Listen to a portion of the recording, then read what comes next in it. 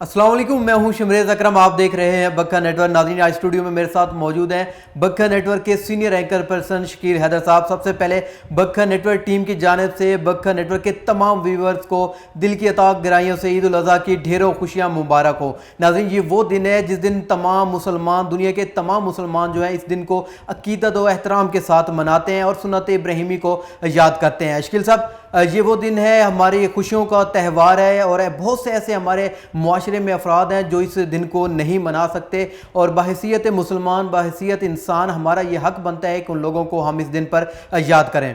हाँ जी, बिल्कुल। सबसे पहले तो मैं अपने तमाम देखने वालों को बहुत बहुत ईद मुबारक कहना चाहूँगा। और आपने जो बात की है कि लोगों को याद रखना या लोगों का ख्याल रखना, तो अल्हम्दुलिल्लाह इस्लामी माशरा है, यहाँ पर लोग ख्याल रखते हैं उन लोगों का जिन्होंने कुर्बानी नहीं की होती है।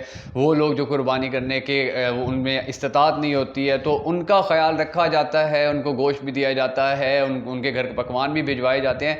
तो रिवायात तो कुछ ज़िंदा हैं, लेकिन इन ज़िंदा रिवायात को बार बार दोहराते रहने की, इन ज़िंदा रिवायात के बारे में बार बार बात करते रहने की ज़रूरत है, ताकि जो हमारी आने वाली नस्लें हैं वो देखती रहें, वो सुनती रहें, उनको पता चलता रहे कि ठीक है, अगर कुर्बानी इतना बड़ा एक दिन है मुसलमानों के लिए, एक दूसरे के लिए कुर्बानी देने के हवाले से जो ये पैगाम है, शायद दुनिया में इतना बड़ा पैगाम देने का कोई और मौका नहीं होता पूरी इंसानियत के लिए। तो ये जो पैगाम है, जो एक मौका आता है, स्पेसिफिक एक दिन आता है कि आप लोगों ने दूसरों के लिए कुर्बानी देनी है, दूसरों के लिए, आप दूसरों की खुशियों के लिए आपने कोशिश करनी है, उनका ख्याल रखना है, उनमें खुशियां बांटनी है।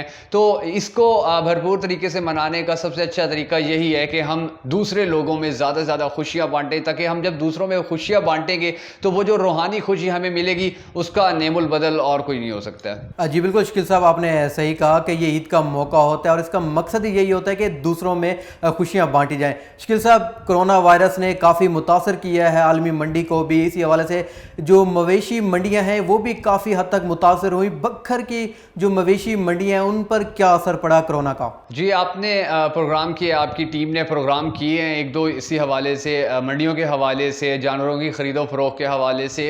एक ज़माना था जब ये कोरोना वायरस में ही था, पिछले साल, उससे पिछले साल के, जब पूरा मुल्क जो है वो ईद से कुछ रोज़ पहले मंडियों में जाता था, लोग जाते थे मंडियों के अंदर, ख़रीदो फ़रोख्त होती थी और बहुत बड़ा एक सर्कुलेशन जो है पैसे का वो होता था। लेकिन अब कोरोना वायरस की वजह से पूरी दुनिया की मईशतों को धचके लगे हैं, तो यकीनन पाकिस्तान भी इस लपेट में आया। और अब जो इस साल जो मंडियां लगी हैं उनमें वो रश नहीं था, या एहतियाती तदाबीर के हवाले से भी और हुकूमती अहकामात के हवाले से भी लोगों के जाने की जो शरह है वो कम रही, कारोबार कम हुआ। लेकिन इसका हरगिज़ मतलब ये नहीं है कि बहुत ज़्यादा कम हुआ है या बहुत ज़्यादा नुकसान हो गया है, क्योंकि एक अल्लाह के हुक्म के ऊपर एक अमल करना था मुसलमानों ने, तो वो गए हैं, मंडियों में भी गए हैं, वहाँ पर जानवरों की खरीदो फरोख्त भी की गई है। लोगों ने जो अपने जानवर हैं बेचे भी हैं, कुर्बानी के लिए लोगों ने अपने जानवर लिए भी हैं। तो नुकसान तो हुआ है, लेकिन इतना ज़्यादा नहीं हुआ है कि जिस पे हम मुंह फुलाकर बैठ जाए, या हम ये कहें कि हमारा सब कुछ लुट गया है, या पाकिस्तान में कुछ नहीं बचा है, या मईशत ख़त्म हो गई है, या ये जो कारोबार था जानवरों का ये अपने इख्तिताम को पहुंच गया। तो ऐसा नहीं है, हुआ है, कुछ नुकसान ज़रूर हुआ है, लेकिन नुकसान जो होते हैं या इस तरह के जो डिज़ास्टर होते हैं वो भी इंसान को अल्लाह ताला की तरफ से हिम्मत देने के लिए होते हैं कि अगर आप पे मुश्किल वक्त आया तो आपने इसको बहादुरी के साथ काटना है और कामयाबी की तरफ बढ़ना है। तो पाकिस्तान पर मुश्किल वक्त है, हमारे किसानों पर मुश्किल वक्त है, तो इंशाल्लाह ये वक्त भी कट जाएगा और अच्छा वक्त आ जाएगा। शकील साहब, ये बताइएगा कि पंजाब हुकूमत की जानिब से ईद से 4-5 रोज़ कबल जो है लॉकडाउन लगा दिया गया और 9 से 10 रोज़ का जो है लॉकडाउन लगाने का फैसला किया गया। काफ़ी मुतासर हो रहा है कारोबारी हजरात जो हैं, वो ताजर जो हैं, वो और पुलिस आमने सामने आ गया है। क्या ऐसा नहीं हो सकता कि कुछ SOPs के तहत जो है ये दुकानें खुली रखी जाएँ, क्योंकि यही दिन होते हैं जो कारोबारी हजरात जो होते हैं इनकी सेल अच्छी होती है, क्योंकि आप देखें तो काफ़ी अरसे से जो है कारोबार बड़ा मुतासर हो रहा है। जी, लॉकडाउन के हवाले से तो पूरी दुनिया में अमल किया गया इसके ऊपर, और पिछली ईद के ऊपर जब लॉकडाउन ख़त्म किया गया था तो उसके बाद हमारे मुल्क में जो कोरोना वायरस के केसेस है बड़ी तेज़ी से फैले थे। तो इस बार हुकूमत ने फैसला किया था कि एकदम से ही फैसला सामने आया कि जी बस लॉकडाउन लग रहा है और दुकानें, मार्केट्स वगैरह बंद कर दी जाएंगी। तो उसके बाद हुकूमत की तरफ से हुकूमत को बड़े प्रॉब्लम्स का सामना करना पड़ा, ज़िले इंतज़ामिया को, हर ज़िले की इंतज़ामिया को बड़े मसाइल का सामना करना पड़ा, क्योंकि जो आवाम है वो इस इंतज़ार में थी कि चलो लॉकडाउन नहीं होगा तो हम तैयारियाँ कर लेंगे। दुकानदार تر اپنا سامان لے آئے تھے کہ چلو ہم بیچ لیں گے, ان کا جو سیزن ہوتا ہے وہ سیزن ان کا لگ جائے گا. لیکن اس آرڈر کے بعد کافی سچویشن خراب ہوئی تھی, اور پھر حکومت کی جانب سے بہت سارے ایسے اعلانات بھی سننے میں آئے کہ تھوڑی نرمی کی جائے گی یا لاک ڈاؤن ختم کیا جائے گا. لیکن لاک ڈاؤن کا جو ماٹو ہے وہ تو یہی ہے کہ لوگ گھروں میں رہیں, اور انفارچونیٹلی عوام گھروں میں نہیں رہتی ہے. چاہے وہ عید ہو, چاہے وہ عید کی شاپنگ ہو, چاہے وہ چاند رات ہو, چاہے وہ لاک ڈاؤن ہو, چاہے وہ جتنی بھی سختیاں کر لے حکومت, عوام گھروں میں نہیں بیٹھتی ہے. کاروبار تو بند ہوتے ہیں لیکن عوام گھروں سے باہر ہوتے ہیں, تو وہ لاک ڈاؤن کا جو مقصد ہوتا ہے وہ فوت ہو جاتا ہے. تو اس بار بھی ایسا ہوا کہ جب حکومت اور جو تاجران تھے وہ آمنے سامنے ہوئے تو حکومت کو بھی کچھ اعلانات کرنے پڑے, کیونکہ عوام کے بارے میں حکومت جانتی ہے کہ عوام نے تو رکنا نہیں ہے, اور عوام کے اندر ہی تاجران آتے ہیں. تو کچھ کنفیوژن ہوا, لیکن الحمدللہ حالات خراب ہونے سے بچ گئے, اور پاکستان کا وہ جو ایک ہمارا سرکل چل رہا تھا, لاک ڈاؤن تھوڑا لاک ڈاؤن تھوڑی نرمی, وہ پالیسی چلتی رہی ہے. جی شکیل صاحب, عید کا دن ہے اور حکومت کی جانب سے کافی اعلانات اور بیان سامنے آئے تھے کہ اس عید پر خدشہ ہے کہ کرونا کے کیسز بڑھ سکتے ہیں. تو اس عید کو کیسے منا رہے ہیں لوگ, آپ کو کیسے کہنا چاہیں گے, لوگوں کو کیا میسج دیں گے؟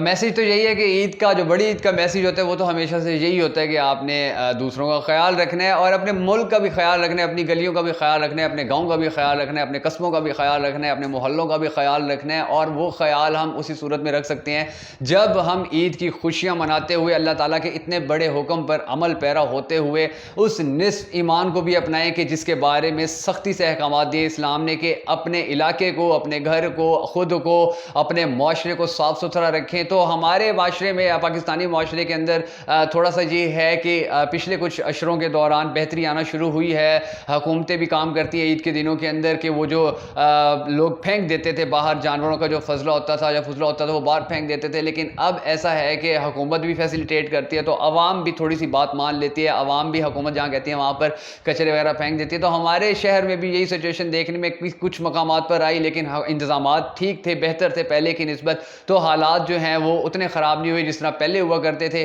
یا جس طرح امید تھی. تو امید پر پورا ہی اتری ہے حکومت بھی اور عوام بھی, کہ عوام نے تھوڑا بہت کوآپریٹ جو کیا ہے. ابھی یہ امید کی پہلی کرن ہے, انشاءاللہ with the passage of time عوام جو ہے, پاکستانی لوگ جو ہیں وہ حکومتوں کے ساتھ چلنا شروع ہو جائیں گے, وہ اپنی ذمہ داری احسن طریقے سے پوری کرنا شروع ہو جائیں گے. اشکیل صاحب یہ بتائیے گا کہ بازاروں کی کیا صورتحال رہی آخری 15 دنوں میں, 20 دنوں میں؟